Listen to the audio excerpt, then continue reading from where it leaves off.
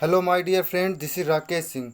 आज आपको practice set number 7 के बारे में बताया जाएगा। अगर आप लोगों ने पिछले सेशन नहीं देखे हों तो प्लीज़ पिछले सेशन देखिए, फिर ये वाला सेशन देखिएगा।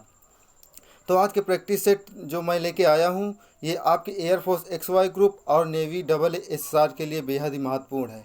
आपका 2020 में जो पेपर होने वाला है, रूबरू इसी तरह आने वाला है। तो देरी न करते हुए सेशन को यहीं पे स्टार्ट करते हैं। तो चलिए, पहला क्वेश्चन क्या दिया गया है।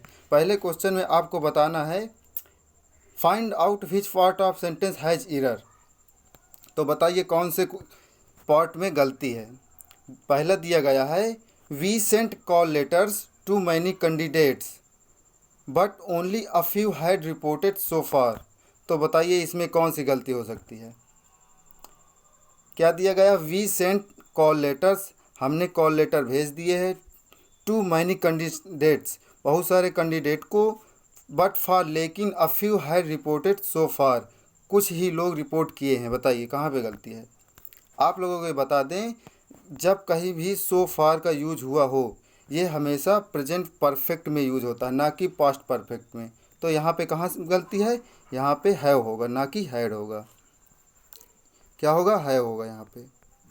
ओके, तो यहाँ पे क्या होगा, पूरा सेंटेंस सही सही पढ़िए। क्या होगा, we sent call letters to many candidates but only a few have reported so far. तो चलिए आगे बढ़ते हैं। आगे क्या कह रहा है, no one know who solve this problem. बताइए इसमें कौन सी गलती हो सकती है। आप लोगों को बता दें, नो वन का जब प्रयोग होता है, ये हमेशा सिंगुलर में प्रयोग होता है। तो इसमें क्या कह रहा है, नो वन नोज। सिंगुलर में जब प्रयोग होता है तो इसका वर्ब भी सिंगुलर होना चाहिए, जबकि इसमें प्लूरल दिया गया है। तो क्या होगा, यहाँ पे एस लगा दीजिए, आपका सेंटेंस सही हो जाएगा। क्या होगा, नो वन नोज, कोई नहीं जानता है, हु सॉल्व दीज प्रॉब्लम, किसने प्रॉब्लम सॉल्व किया है। तो यहाँ पे क्या गलती होगी, नोज होगा, क्योंकि ये सब्जेक्ट जो है सिंगुलर है, तो वर्ब भी सिंगुलर होगी। ओके, चलिए नेक्स्ट बढ़ते हैं। आगे क्या दिया गया है, a parents has much duty towards his child. बताइए इस सेंटेंस में कहाँ पे गलती है। बताइए इसमें आप लोगों को मैं ये बताना चाहता हूँ, मच का प्रयोग जो होता है हमेशा अनकाउंटेबल नाउन के साथ प्रयोग होता है, जबकि काउंटेबल्स के साथ हमेशा मैनी का प्रयोग होगा। तो यहाँ जो ड्यूटीज है ये काउंटेबल नाउन है, तो यहाँ पे मैनी का प्रयोग होगा। मच जैसे मच वाटर, अनकाउंटेबल के साथ यूज होता है। एक प्रश्न आपसे और पूछना चाहता हूँ, पेरेंट और पेरेंट्स में क्या अंतर है। एक्चुअली आप लोगों को मैं बताना चाहता हूँ, पेरेंट हमेशा जो हम लोगों के माता पिता होते हैं उन्हें पेरेंट्स कहते हैं, बट जो पेरेंट्स होता है, जो डाइवोर्स किए होते हैं, उनके साथ हमेशा पेरेंट्स एस लगा के प्रयोग किया जाता है, क्योंकि वो डाइवोर्स की हो गए होते हैं और वो अलग अलग रहते हैं। तो यहाँ पे पेरेंट्स और पेरेंट में आपको अंतर समझ में आया होगा। ओके, तो यहाँ पे क्या होगा, मैनिक प्रयोग होगा। कहाँ पे गलती है, ऑप्शन बी में गलती है यहाँ पे। चलिए आगे क्या दिए गए हैं, डायरेक्शन में आपको फिलिंग द ब्लैंक्स दिए गए हैं। कुछ फिलिंग द ब्लैंक्स हैं, आपको चूज करना है और जो सही हो वही उसी में आंसर क्लिक करना है। क्या दिया है, we must dash help to homeless and physically disable people. क्या इस हिंदी में अर्थ इसका क्या होगा, वी मस्ट, हमें ज़रूर करना चाहिए मदद, टू होमलेस, जो अनाथ हो, एंड फिजिकली, जो फिजिकली डिसेबल हो, अपंग हो। तो इसमें कौन सा होगा। ऑप्शन ए दिया है वी मस्ट डोनेट होगा, या कंट्रीब्यूट होगा, या एग्जर्ट होगा, या रेंडर होगा। तो कौन सा होगा। आप लोगों को पता है डोनेट मीन्स होता है डोनेट करना, यानी कि योगदान देना। कंट्रीब्यूट मीन्स क्या होता है, योगदान करना। एग्जर्ट मीन्स होता है अपने पावर का यूज करना। रेंडर मीन्स होता है किसी को हेल्प करना। तो यहाँ पे कौन सही होगा, option D is the right answer. क्या होगा, वी मस्ट रेंडर, हमें मदद करनी चाहिए, टू द होमलेस, अनाथ एंड फिजिकली डिसेबल पीपल, यानी कि जो फिजिकली अपंग हों उन लोगों को मदद करें। यहाँ पे क्या प्रयोग होगा, रेंडर। तो चलिए आगे नेक्स्ट बढ़ते हैं। आगे नेक्स्ट क्या दिया गया है, नेक्स्ट दिया गया है it is an dash day to start new business. बताइए क्या होगा इसमें। कह रहा है यही समय है, इट इज़ एन, यह ऐसा दिन है, टू स्टार्ट न्यू बिजनेस, नया बिजनेस स्टार्ट करने के लिए कैसा दिन है? ऑप्शन ए दिया गया ओमनियस।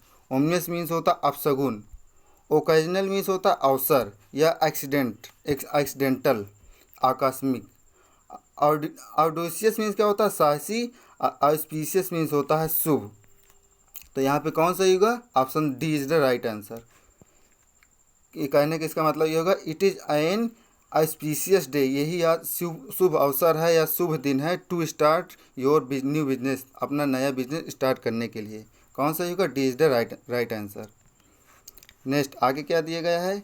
आगे दिया गया है Hamlet wanted to dash the death of his father was treacherously killed by his mother brother.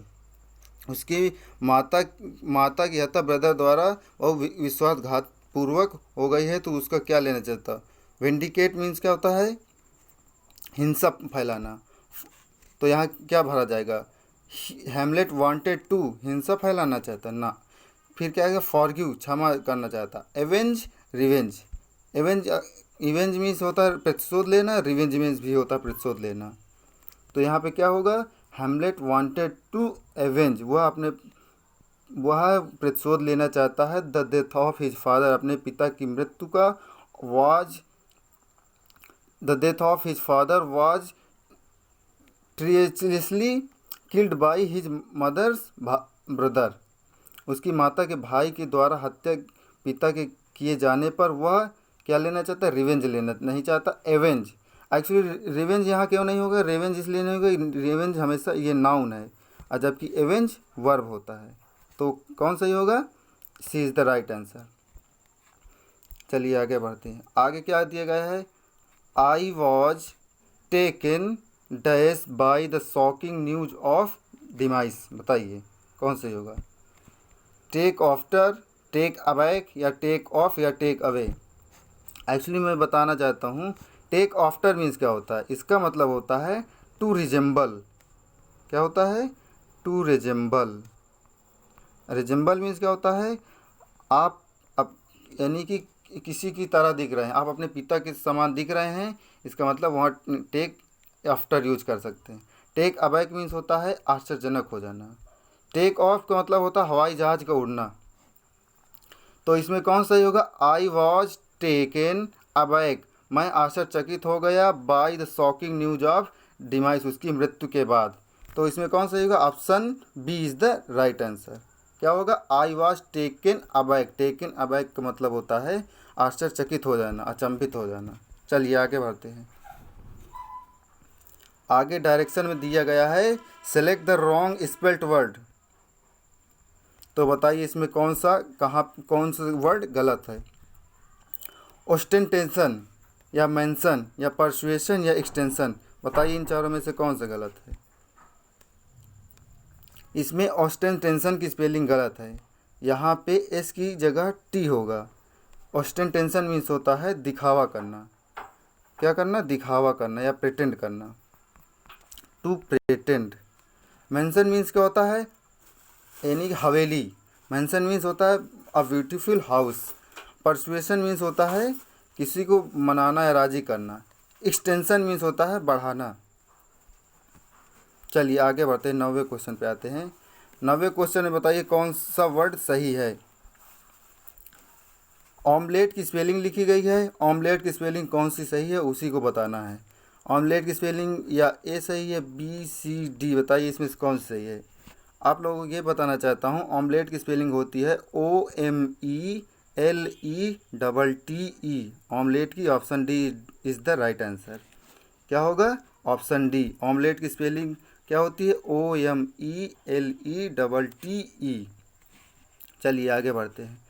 आगे इडियम्स दिए गए हैं, उसका सही सही जो प्रयोग हो, आंसर हो, उसी क्लिक करना है। तो क्या कह रहा है? On sacks mayor. इसका मतलब क्या होता है? इसका मतलब होता है ऑन फूड, आप पैदल चल रहे हैं, इसका आप इडियम्स यूज कर सकते हैं ऑन सैक्स मेयर। तो इसमें कौन सा सही होगा? Option C is the right answer. चलिए आगे नेक्स्ट क्या दिया गया है? आगे दिया गया है स्पिल द बीन्स। इसका मतलब क्या होता है? इसका मतलब होता है to give away a secret, किसी को रहस्य बताना।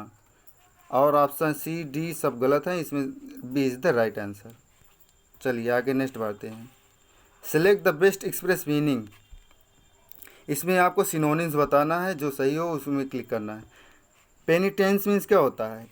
इसका मतलब होता है पछतावा करना या रिग्रेट, बहुत ज़्यादा आपको पछतावा हो, कोई you have commit a crime, फिर आपको उसके बाद then after that you have feel sorry, तो इसका मतलब पेनिटेंस मीन्स होता है पछतावा करना। एडमायरेशन मीन्स होता है प्रशंसा करना। मिजरी मीन्स होता है टू प्यूअर, बहुत ज़्यादा गरीब होना। पेशेंस मीन्स धैर्य रखना। रिपेंट मीन्स पछतावा करना। तो कौन सही होगा? Option D is the right answer. Repentance means क्या होता है? पछतावा करना। पेनिटेंस मीन्स होता है पछतावा करना, दोनों सिनोनिम्स हैं। चलिए आगे बढ़ते हैं। आगे क्या दिए गए है? ग्लोरियस। ग्लोरियस का मतलब क्या हुआ है? ग्लोरियस मीन्स होता है बहुत शानदार, भव्य, जो बहुत अच्छा लगे। तो ग्लोरियस मीन्स क्या होता है? बहुत अच्छा, स्प्लेंडिड आप कह सकते हैं।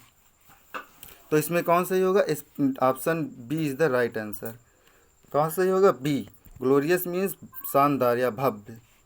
अनयूजुअल माने विचित्र। जेंटल मीन्स अच्छा, सभ्य हो आदमी जो।